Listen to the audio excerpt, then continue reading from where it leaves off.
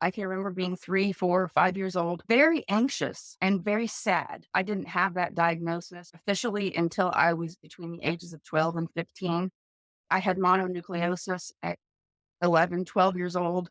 And I was out of school for a long time because it was so severe. I was diagnosed with an ulcer at 12. So by the time I was 12 and 13 and 14, the anxiety and the depression grew worse. And that was when the anorexia was diagnosed. The drive to starve and the change in my brain chemistry as I began to lose more and more weight made it very difficult to function as an adolescent, as a teenager. And it was very severe. I halted puberty from the age of 14 until I was 27.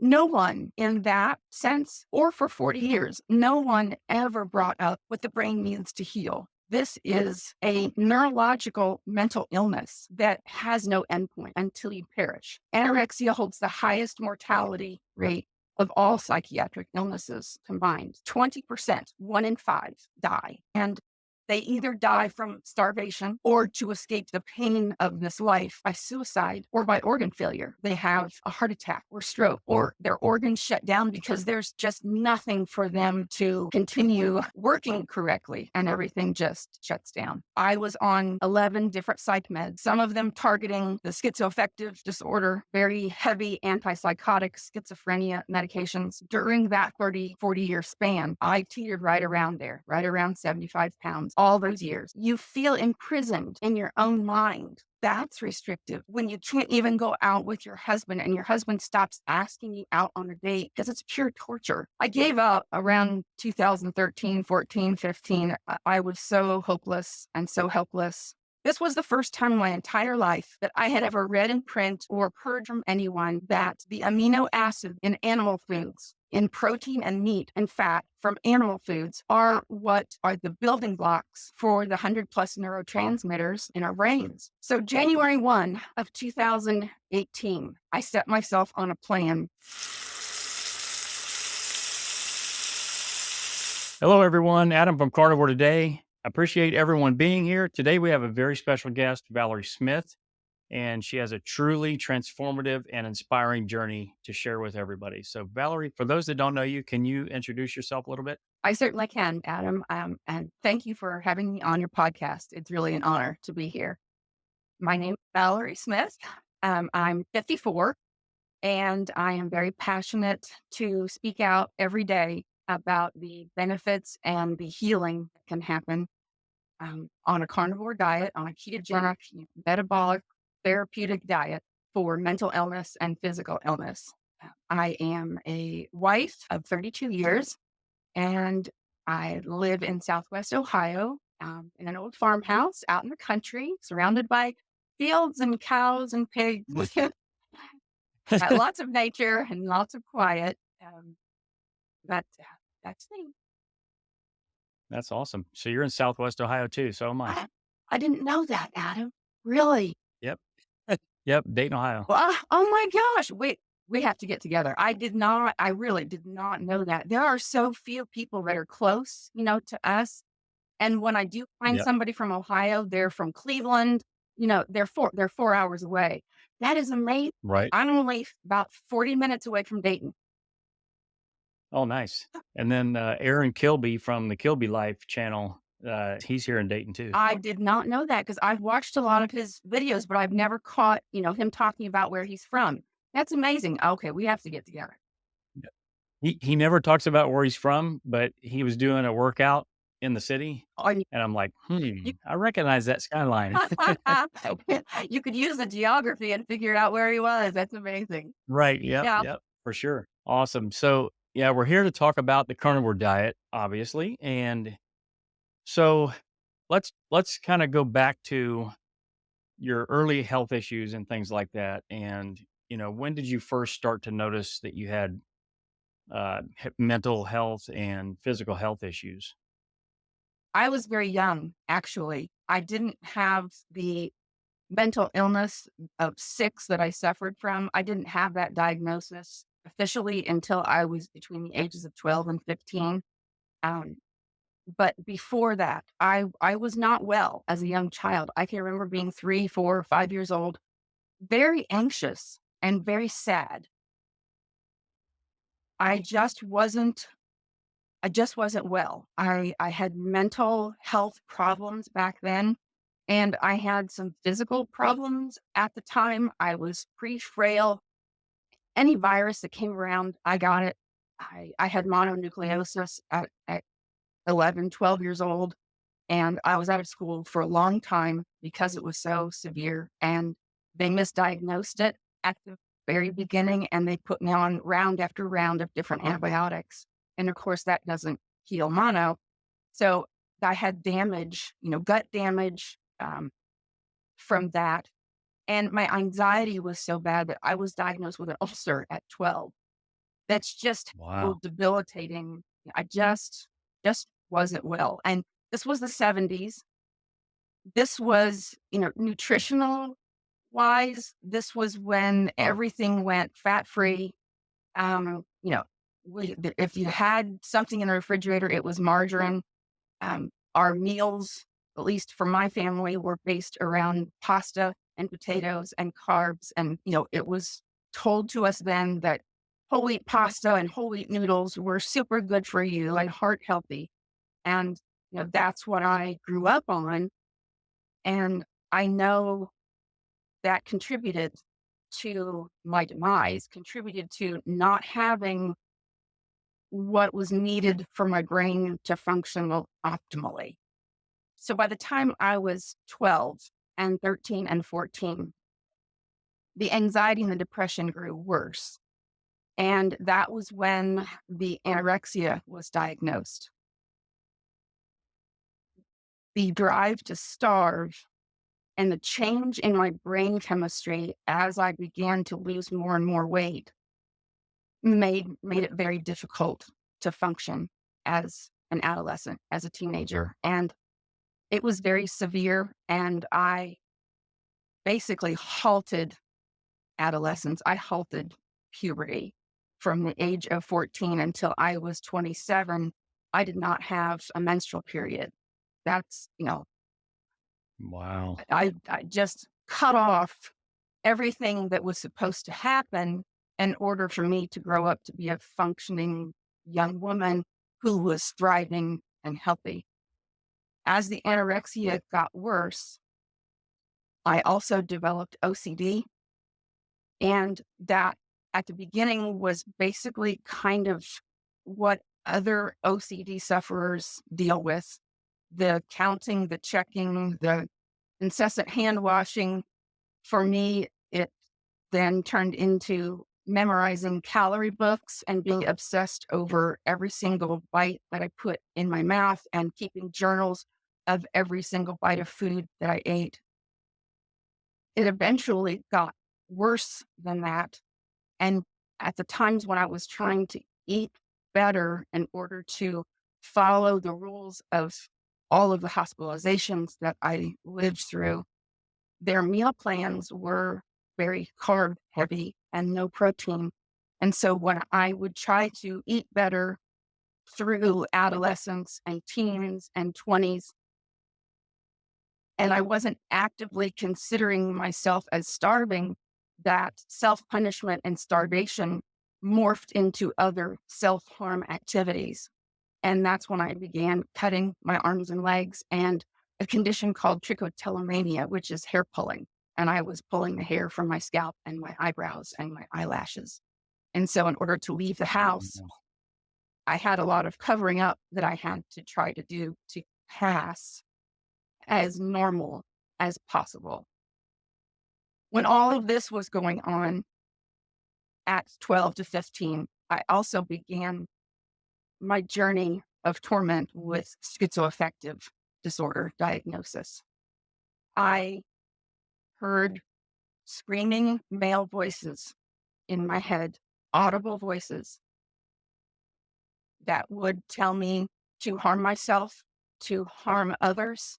I would hear messages, clear messages of paranoia that others were going to try to harm me. And it was a very dark torment. The only time I escaped that was through sleep. That was the only time that I got away from it. So it was a loud screaming as if someone is right in front of you with a megaphone and screaming at you, and you can't shut it off. You can't walk away. You can't argue with it because when you do, it just gets worse. And then you feel even more insane because you're having a conversation in your head with a set of voices and you're talking back and forth and it's just insane. And then of course diagnosed with clinical depression, uh, and diagnosed with anxiety and panic attacks. This started my 40-year journey under traditional treatment to somehow make me better, somehow lower these issues that I was dealing with. So the first thing that was done was my first inpatient experience as a teenager. And that was extremely difficult in the hospital. That first hospital that I was in, I was cut off from my family for the first week. There was no contact. Um, they did what they thought their protocol was to somehow make me better. It kept me alive, Mhm. but it did nothing for my mental illness. And so, of course, during that time, because I had lost so much weight, I wasn't overweight to begin with. I believed that I was because the neurological effect of anorexia, one of the features is something called body dysmorphia. And my brain would tell me that when I looked in the mirror, I was someone obese. I'm 5'9", and I was that as a teenager. And when this all started, I was 130 pounds. And so I was not heavy, but my brain told me that I was. And when I entered into the hospital, I had lost enough weight at around 110 pounds that the first thing they did was the nasogastric NG feeding tube.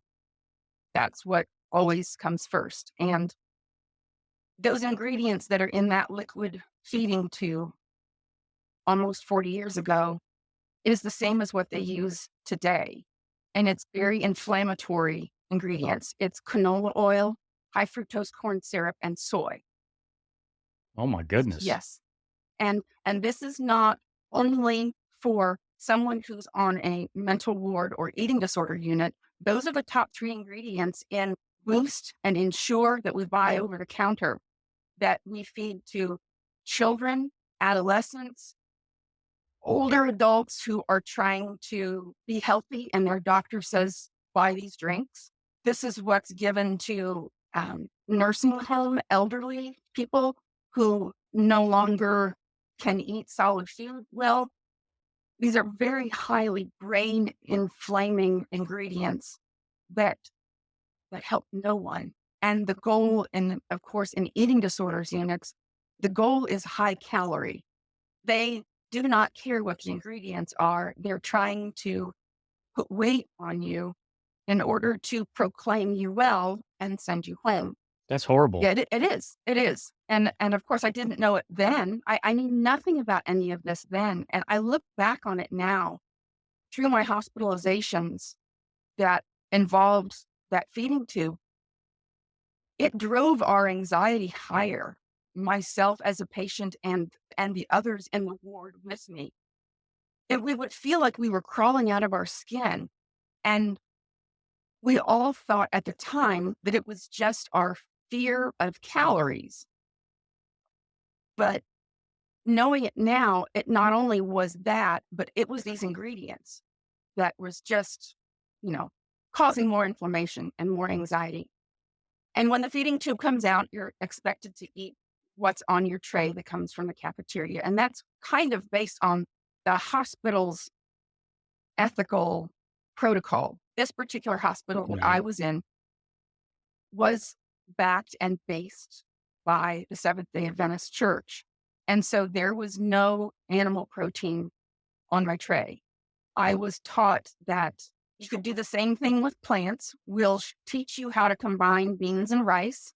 We'll teach you how to combine peanut butter and wheat bread to make complete proteins. And that's all you need. And that was a small portion on my tray. And then the rest of it was either packaged or ultra processed foods like cake, pie, cookies, pancakes, bagels, muffins. This was what the whole meal was based around. And their premise was, if you can eat these foods, we will say that you're well and you can go home. And of course, all of us, including me, wanted to go home. Mhm. So you do what you have to do in order to get out. But when I walked in there and when I walked out 6 weeks later, the only thing I had gained was 10 pounds on my frame.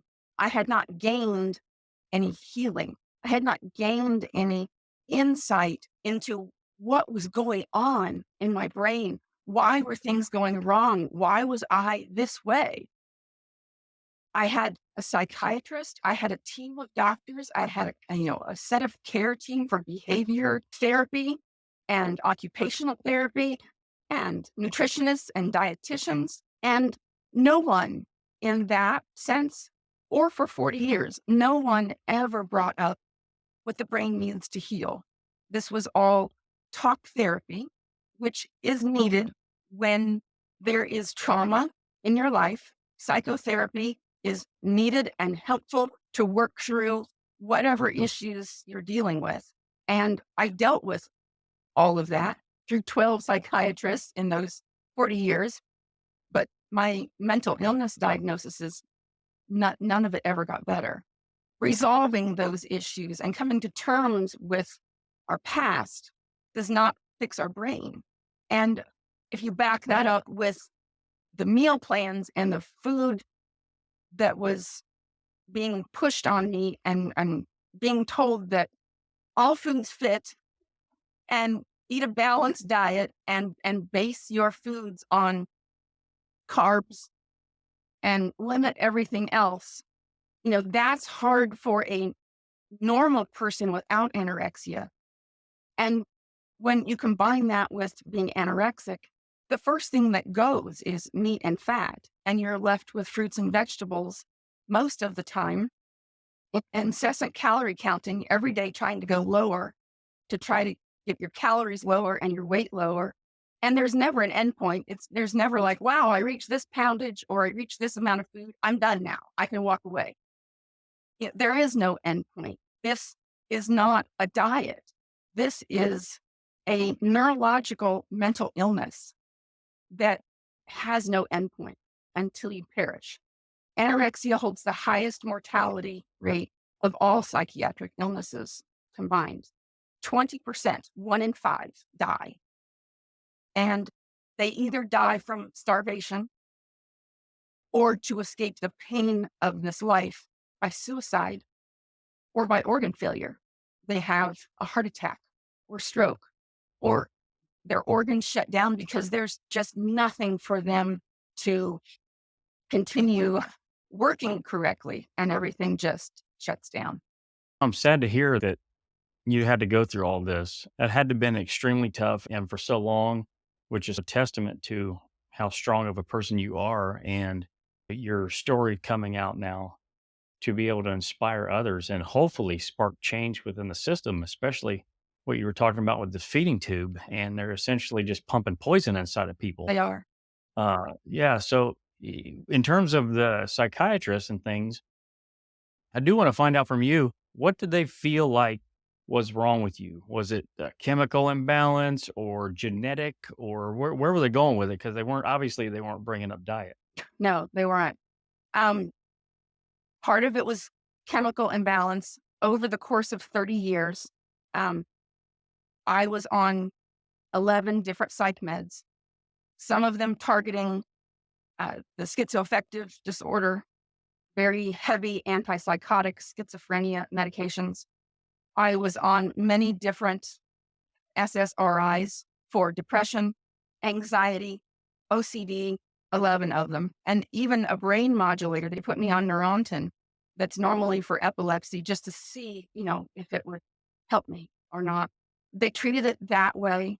They treated it from the standpoint that it was my past of feeling abandoned by my father as a young child. They pinned it on that, but none of that ever helped. Like I said, I worked through those issues. My father and I have since reconciled. And what I went through as a child, feeling abandoned, feeling unloved, still didn't account for why I couldn't process through that all of those years and then get better. It's not a choice that I was making. It wasn't enough talk therapy and to work through those things. And then, okay, now I can let these, things go and start feeding myself and start being good to myself when there was nothing within my brain that could even fathom doing that. I had such self-destructive behaviors that were rooted in neurology. They treated them as behaviors. Like when I had therapy for the cutting and the trichotillomania, they told me that if I could choose to walk away from those by trading that for a good activity. Let's learn how to knit and crochet and do something different with your hands, and you won't cut your arms and legs anymore. It's, That sounds suspect. it doesn't work because it's not an activity that I'm just choosing to do. Your brain is Right. is driving you to do this, and you can't stop on your own, and you can't just trade it for knitting. And in Right. fact, Yeah, why would you even have the need to be in the hospital if it was as easy as that? if it was just as easy as just reading a book or going out and rake the Yeah, yard, you know, yeah, yeah. it's just crazy. So yeah, I went Let me just eat ice cream cones instead, and I'll stop doing right, this. right, exactly. So that was how they dealt with it all this time. I had 12 different psychiatrists over the years, and I took those meds off and on when they would find different combinations and go off of one and try three more. And I did that for 30 years. 10 years prior to my healing on carnivore, I slowly titrated myself off of all of them because I was functioning worse on them than I was off of them. They made the side effects are just horrific. And no one sits you down and counsels you on how badly the side effects are and how the withdrawal is of trying to go off of them. No one ever sat me Mhm. down and said, these are the benefits and the risks. And then we have to make a decision of whether you want to try it or not. They just said, these meds are going to be great for you. It's going to quiet the voices. It's going to take away the drive to start. It's going to take away your depression and you're going to feel good. And then when I didn't feel good, they would either change them or add a higher dosage, or they would be kind of tired of me and tell me that I was non compliant, that I must be doing something wrong. And they would tell me not to come back. And I would have to start over again with a new psychiatrist. It was horrible. And you go that many decades with that level of starvation. I said when I entered the hospital as a teenager, I was 110. And when I got out of there and attempted to go to college and had to quit after 2 years, I was in my 20s. And at 5'9", I was now 75 pounds, BMI of 11. And except for the couple of times that I was weight restored on carbs during that 40-year span, I teetered right around there, right around 75 pounds, all those years. And decade after decade, even if you survive, because it's not living, it's surviving and existing. Every day is torture. You can't do anything that everyone else can do.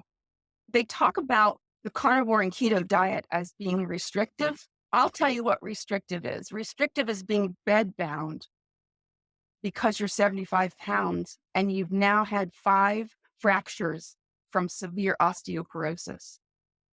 That's restrictive. Wow. Restrictive is not being able to go out and have fun with your family because you're so locked in your head that you can't break away. You feel imprisoned in your own mind. That's restrictive. When you can't even go out with your husband and your husband stops asking you out on a date because it's pure torture. You're supposed to be able to be with your spouse and sit across from them at a restaurant and share your week and share a meal and be relaxed and enjoy each other's company and look each other's eyes. I couldn't do that. He stopped asking. That's all I could allow myself to eat when we did go out to eat was either a bowl of plain lettuce or steamed broccoli. And I would sit there with my hands gripped, white knuckling it through this evening. It was never good. It was never enjoyable the way that it should have been. And decade after decade, my physical being deteriorated drastically. Besides the severe osteoporosis, which I ended up with 5 fractures within 5 years before the year that I embarked on my healing, that was horrible. Casts, braces, crutches. What should have healed in 4 to 6 weeks took months. I was housebound, bedbound, in pain. Couldn't put weight on my leg, couldn't put weight on my arm because the pain would come back, even though it had been long enough for it to heal. I had so many other things go wrong. My thyroid tanked, my adrenals tanked, all my hormones just were non existent. I had hypothyroid. I had what doctors considered to be incurable pelvic issues. I was diagnosed with interstitial cystitis and vulvodynia and vaginal atrophy. And they threw all kinds of meds and treatments at it. It felt like shards of glass inside of me. And they told me that there was nothing they could do, but that healed also. That ended Wow. up being oxalate toxicity. That was from every day, every day, every day, eating cups of spinach, cups of celery, all of those food items that are the lowest calorie with the highest volume that I gravitated towards. I was poisoning myself and I didn't know it. And so all of Mhm. those issues from oxalates healed also. And I was inpatient 7 times in 15 years. And the worst surgery that I had to endure because of this, my body was in such a sarcopenic state. I not only lost all of my external skeletal muscle, I lost all of my internal musculature, and I couldn't hold organs in place. So in 2010, when I was 40, I had a series of pain in my pelvic area and had to have a lot of specialist appointments to diagnose what was wrong. And I had multiple organ prolapse. Couldn't hold organs in place. There was nothing for them to be held up with. And so I was in constant pain when I was down, and when I would stand up, they would prolapse externally. I had to have Wow. this extremely extensive surgery with 3 surgeons at the same time, piggybacking off of each other to come in and do their part as I was opened up, and then the next specialist to come in and do his part. That surgery that should have taken me a couple of months to recover from took me over a year because I was 75 pounds. I was drinking chicken broth with not eating anything else because I couldn't exercise to work off the calories. But so recovery was Goodness. just horrible because there was no nutrition going in. I had to have 18 inches of my colon removed. It was so badly damaged from starvation and from swallowing bottles of laxatives for 20 years. That was part of the anorexia. That was part of the purging of trying to get rid of what I had eaten. And I was addicted to swallowing all of this laxative. So that damaged my colon. My uterus was damaged and could not be repaired and had to be removed. And my bladder had completely fallen out of position and had to be put back in place the best that they could. Um, I'm completely healed of the effects of that now, but it took a long time to recover from that surgery because I wasn't feeding myself anything that was going to mitigate any healing. I gave up around 2013, 14, 15. I was so hopeless and so helpless. I was no longer on any psych meds. I was no longer seeking out a psychiatrist anymore.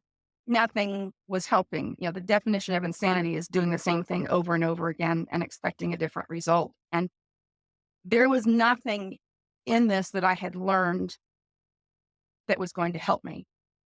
And I knew that gaining weight restoration on carbs was not going to do anything for me because the two times that I had done that, my mental illness components never lowered. In fact, it got worse because I wasn't actively starving and then the cutting was worse. So I knew that that wasn't the answer. I knew that there was something wrong in my brain.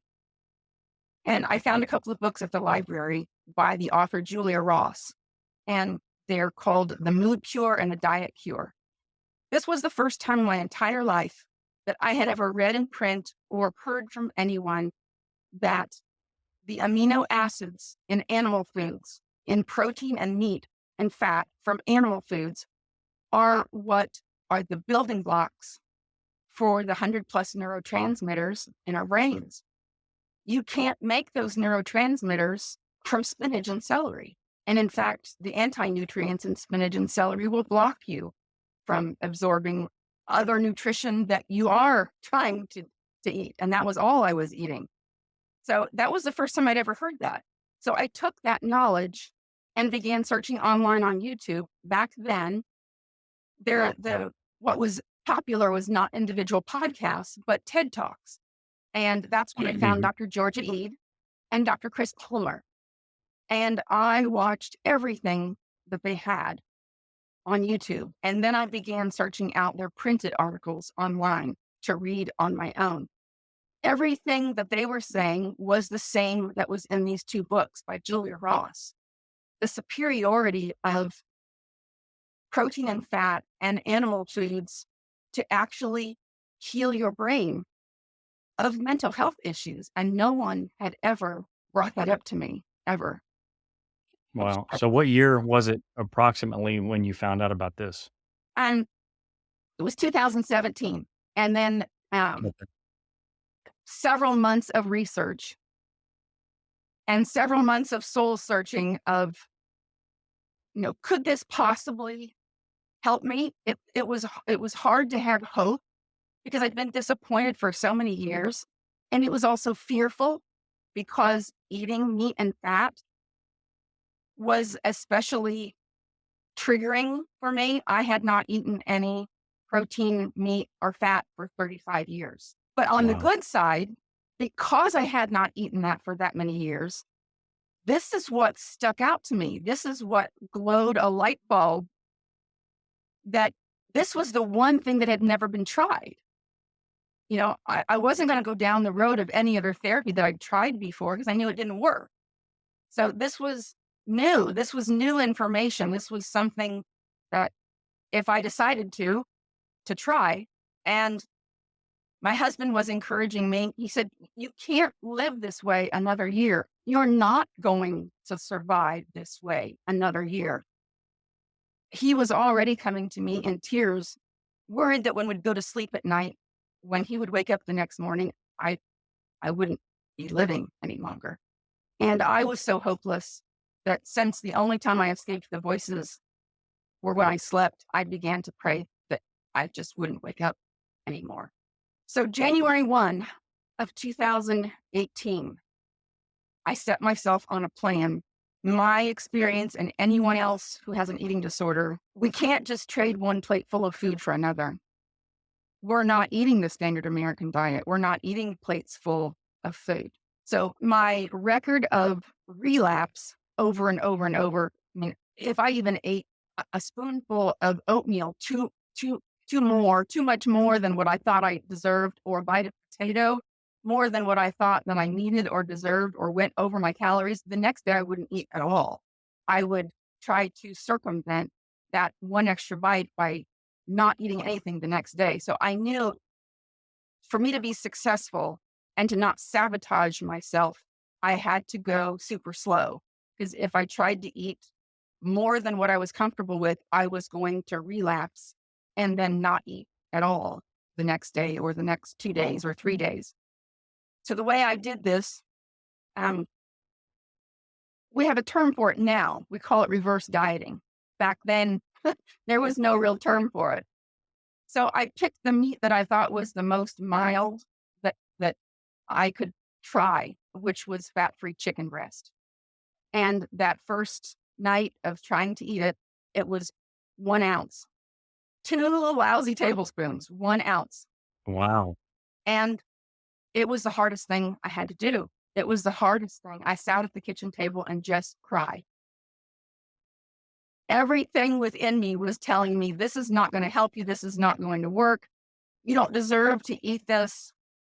It was it was traumatic, but I I had to try something. I was going to lose my life, and the people in my life that loved me had watched this for 40 years and even longer than that, and they were desperate also for me to try something, try anything. So what I did was I was hoping that by eating that 1 ounce of chicken every day for a week, that I would get used to it. It would become easier. I would not sit at the kitchen table and cry every night. And that is what happened. So at every week or week and a half interval, I added another ounce. So 1 became 2, 2 became 3, and so on and so forth. When I got to 8 ounces of chicken, I found Dr. Ken Berry and Dr. Sean Baker online. And I watched everything that they had out there at that time and began to understand the superiority of beef over any other meat. All meat is healing, it's all good. But for me, to attain the most healing and to try to be as much better as I possibly could, I felt that I needed to switch over to beef. And at that time, all I could do was 96% fat-free ground beef. But I traded the 8 ounces for the 8 ounces and was successful. Around the 3-month mark, 6-month mark, that was when I started to notice a little bit of change. My depression wasn't quite as severe. My panic attacks were more infrequent. My anxiety was lowering some. The the sessions of cutting my arms and legs were becoming farther apart. It wasn't every day anymore. It was several days in between. I knew that I needed the fat from the meat as a healing tool. But again, someone who suffers from anorexia is not going to be able to take a jar of tallow or a jar of ghee or a stick of butter and just eat tablespoons of that. There was absolutely no way. So what I Mhm. tried to do and was successful at was putting chuck roasts in the crock pot. That gave me the fat profile within the meat, and I was able to transition over to that. At the 6 to 9 month mark, I was up to about 12 ounces, pound of chuck roast. I began to learn about oxalates. Up to that point, I was still eating the spinach and the celery with it. And I wanted to see if any of my digestive issues, I had IBS and GERD and all of those female issues I mentioned before. I wanted to see if Mhm. there was any healing that could be attained by going off of them. We now call it the lion diet. Back then, there was no coined term for it, but that's what I did. I stopped the vegetables and went all in on beef, salt, and water. I ended up doing that for over a year. Um, at the 9 to 12 month mark, what I noticed at the 9-month mark was that the screaming, screaming, tormenting voices that felt like they were always in my face for my entire life were now in another room with the door closed. They were still there, but they were quieted. And that was the first time in my entire life that I'd ever experienced that. Nothing prior to that. No med, no therapy, nothing had ever reduced that psychiatric feature. This was the time that some of my anorexia features were lowering also. The body dysmorphia was healing. I was able to look in the mirror and see what I looked like for the first time. And prior to this, seeing other people who were also skeletal, someone who's anorexic constantly is jealous of that. They constantly want to look that way. That in itself is a neurological issue. No one should be able to, should want to look at someone else who's skeletal and want to be that way. That's not normal. That's illness. And at that point, I was able to look at myself in the mirror and see how skeletal I was. And when I saw myself, it was no longer, I love this and I want to be skinnier. It was, what have I done to myself? How did I survive? And how can I turn this around? And for the first time, because my brain was healing, I was no longer afraid or averse to gaining weight, because that is what the driver is. This whole, in this whole thing is starving and then gaining a few pounds and then relapsing because the drive to starve is still there. Carnivore heals the brain of the mental illness. And when that heals, all of those features of anorexia, the drive to starve, is completely obliterated. It's completely gone. So there's no chance of relapse because we don't view ourselves in the same way anymore. At the 12-month mark, every single clinical diagnosis I had was completely gone. The voices were completely, absolutely gone. I have a quiet, calm brain that only has my own thoughts in it. I used to worry at that 1 year mark that this was too good to be true. I would worry that this can't possibly be permanent, that, the rug is going to get pulled out from under me. And one morning I'm going to wake up and it's all back. No, it's permanent brain healing. Everything's gone. I was able to walk away from the cutting and the hair pulling, and I've never done it again. I was able to look at that activity and say, that is awful. I don't ever want to do that again. And I didn't. I could walk away.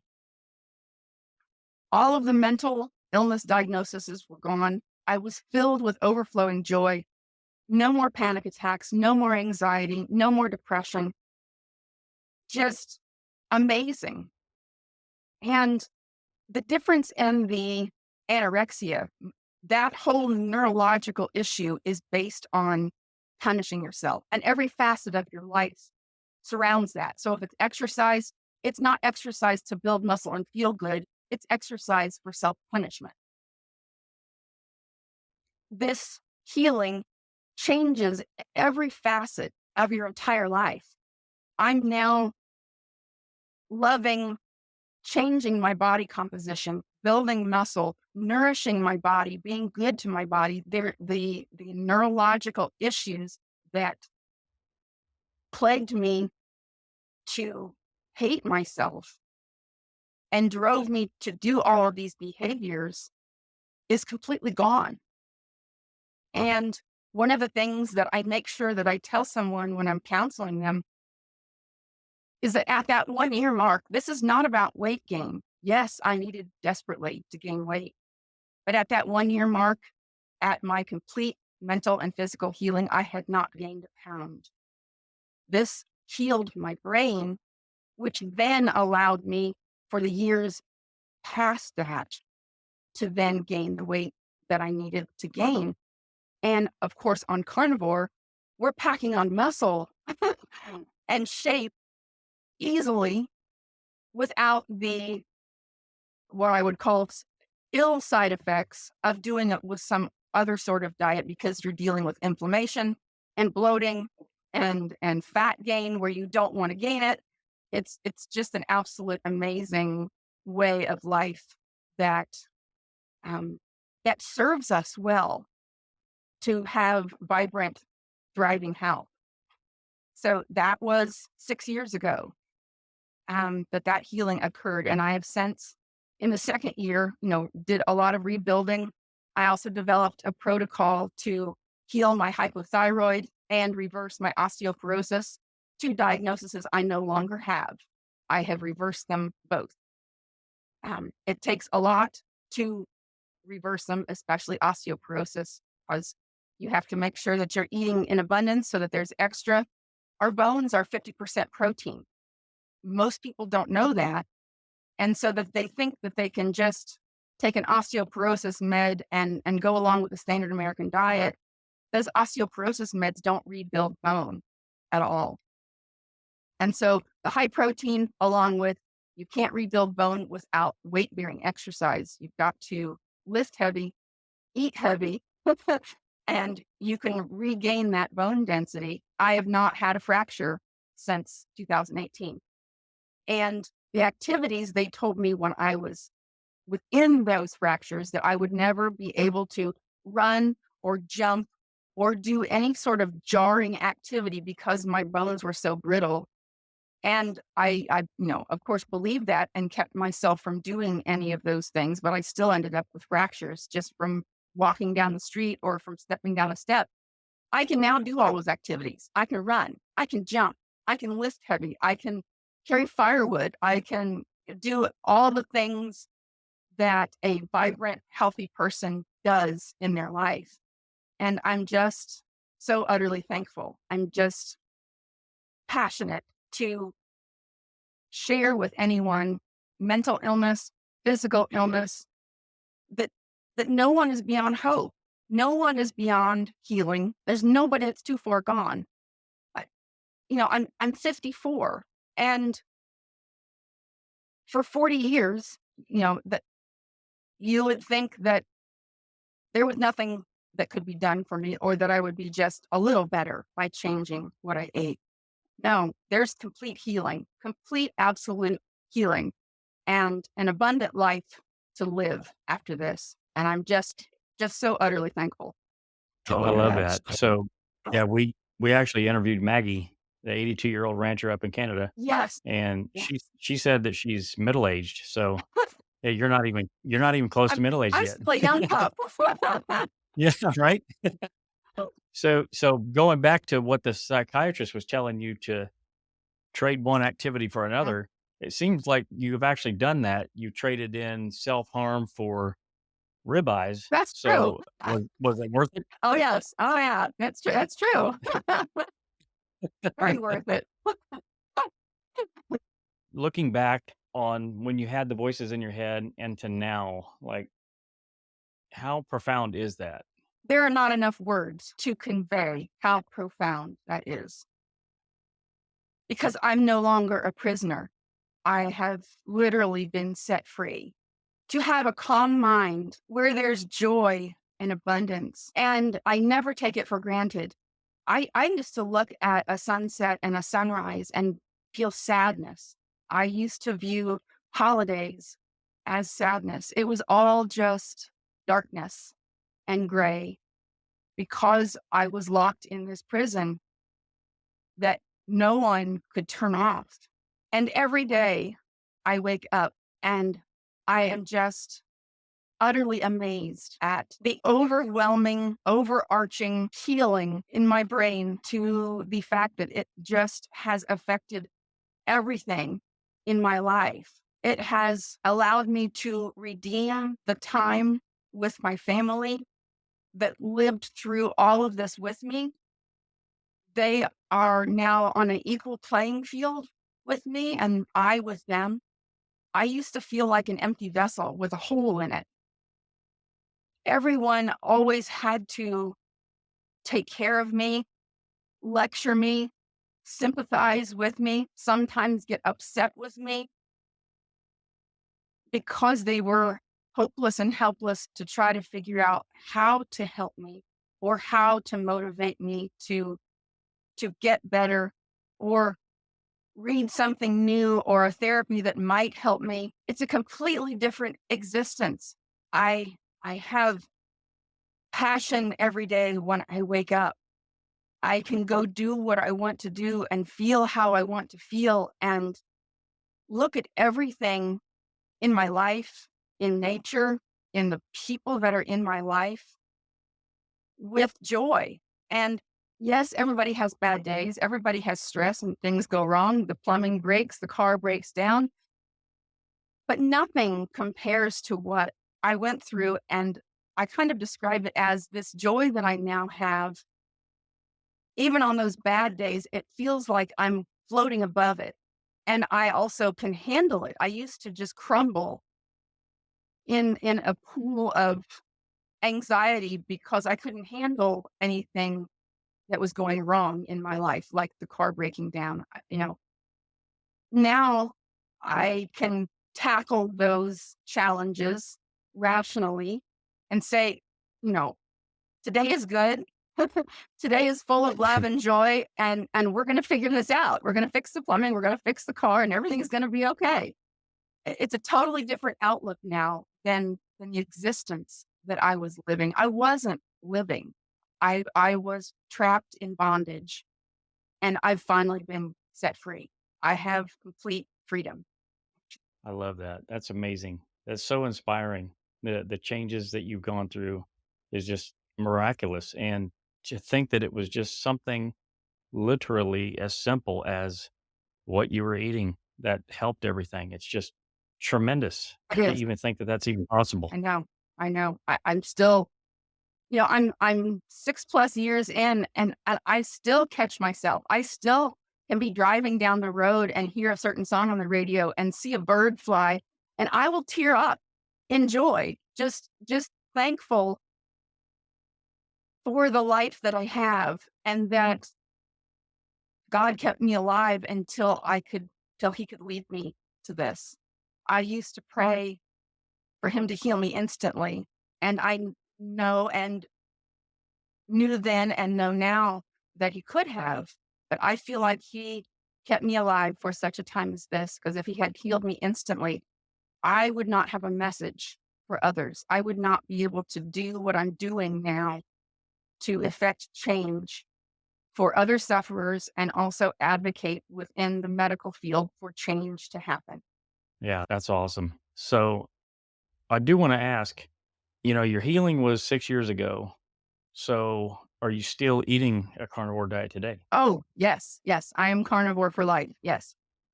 My over the years, because I needed to reverse some of those physical chronic illnesses, and I needed to, of course, put on muscle and gain weight. I slowly got to a certain level of what I was eating and have continued to increase that. The last 3, 4 years, Hmm. I eat 3 pounds of meat every day. I prioritize beef. A pound and a half of that is always beef, and that's I eat 2 meals a day. I intermittent fast, not forced. It just naturally ended up that way because when you're so full, you're just not hungry when you're not hungry. So Right. I benefit from the 20 hours that I'm fasting. Of course, I'm in ketosis. So my energy is high, my mood is high. I love exercising and weight training in a fasted state. I feel amazing. But unlike starvation, when that fasting time is over, it's time to feast. It's time to refuel your body with what it needs to function and thrive the way that I want to feel every day. So that first meal is always a pound and a half of beef. The second meal um, is in a short window. So I have 2 large meals in that 4 to 5 hour eating window, and the second meal could be beef if I'm still hungry for that. But I also enjoy pork and fish and, of course, eggs and bacon, which is pork. Um, I love cod and salmon, and you get a lot of different nutrient profiles within all of those of the healing benefits of DHA and all the different fats of all of those healing brain components and all the different meats. So yeah, I eat 3 pounds of meat every day. Nice. I love that. Yeah. So now I kind of want to transition to sort of you speaking to others that struggle with mental health issues and challenges, and maybe even potentially being underweight and having some of the issues and concerns that you've had. You know, try to think back to just prior to before you read Julia Ross's book, and where your mental state was then.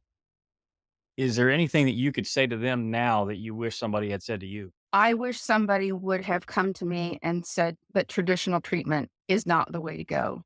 That if you are not happy with your current treatment, if the meds aren't helping you, if therapy isn't helping you, if hospitalizations aren't helping you and you are relapsing over and over and over, no matter what mental health issue you're dealing with, if you feel hopeless and dark and in bondage and in prison to what's going on in your mind, I'm here to tell you and give you hope. Healing is so real and healing is so possible. There is no one that's beyond hope. What needs to happen is the right nutrition in order to heal your brain. And most likely, if you've suffered for decades like I have, you've not ever tried what could actually heal you. You've tried what's out there accepted as treatment. And until you decide to take that first step and try this, you're going to stay the way you are and stay hopeless. So there's nothing to lose. This is not a med that's going to cause side effects. This is nutrition. This is nutrient dense foods that can only do positive things for your brain and your health and your life. There are no negatives. I would encourage anyone to research and arm yourself with knowledge. Get Dr. Baker's book, get Dr. Ken Berry's book, get the Oxalate book by Sally Norton, get Georgia Eads and Chris Palmer's book to understand that what we eat impacts our brain.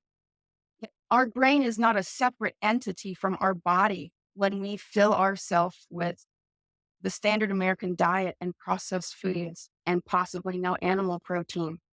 Our brain is attached to our body and receives all of the nutrients that you're feeding it.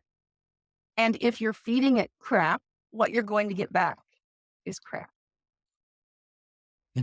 Even if it's vegetables, there's not the nutrition in plants that is going to serve you well to actually heal your brain like you will experience if you implement animal foods into your diet. And there's no drawback. Just arm yourself with knowledge, reach out to whoever is around you that's already doing this and has healed and can guide you. If you have questions that can coach you, use those resources that are out there now, which is what I vowed to do with the rest of my life. I did this on my own with a few YouTube videos and a book. I did not have a community around me to rally around me when I had questions or I had, you know, an issue with whatever was going on with the keto flu, with the oxalate dumping, with constipation. I didn't have anyone that I could talk to mitigate some of those early features that we experience when we're starting a carnivore diet. So those resources are phenomenal. And if you can combine the knowledge with your desire to heal and combine that with the resources that you can reach out to be successful, you will be successful and you will heal. You didn't get into this state of your current health in 30 days, in 60 days, or in 90 days. So I would love it for somebody to say, okay, I'm going to try it for 30 days. That's a great start. But in my case, it took a year. But for me, I don't view that as a long time. 1 year as opposed to 40 that I was Right. tortured, 12 months is nothing to devote to something if when you're going to walk away on the other side and stand in freedom. That 12 months is nothing if you're going to arrive in freedom when it's over. So I encourage anyone to start today, to try that the healing is real. I love that. That's so amazing. You're making me want to do the carnivore diet all over again. Just start over and do it again.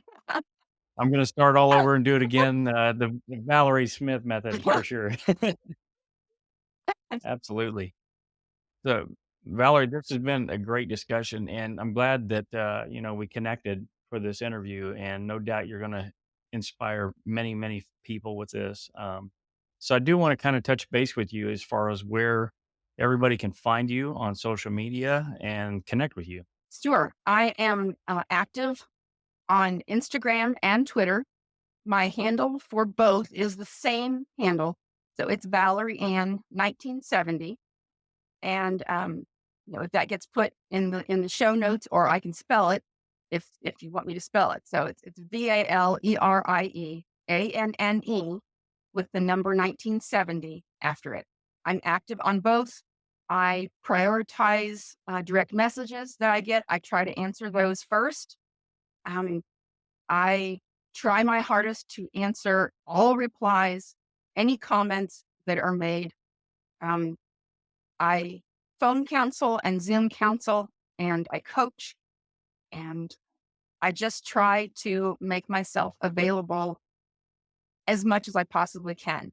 Sometimes because things get really crazy and busy, it may take me a day or two to get back to somebody, but I prioritize it. And, even if somebody reaches out to me and they haven't heard anything in a day, don't take that as their their struggle is not significant and that it doesn't mean something to me. It just means that I have 6 others in front of them that I need to reply Right. to. So I'm available. Awesome. I love that. Yeah, I'll definitely put all your links and things like that in the description below for everybody. So make sure that you check that out. And if you gained any value from this whatsoever, send Valerie a message, even if you don't need help. You know, just let her know how much you appreciate her and the message that she's trying to spread to help heal others with nutrition. So, with that, Valerie, I appreciate you for joining me today, and we'll talk soon. Okay, thanks so much for having me on, Adam. It was truly a pleasure.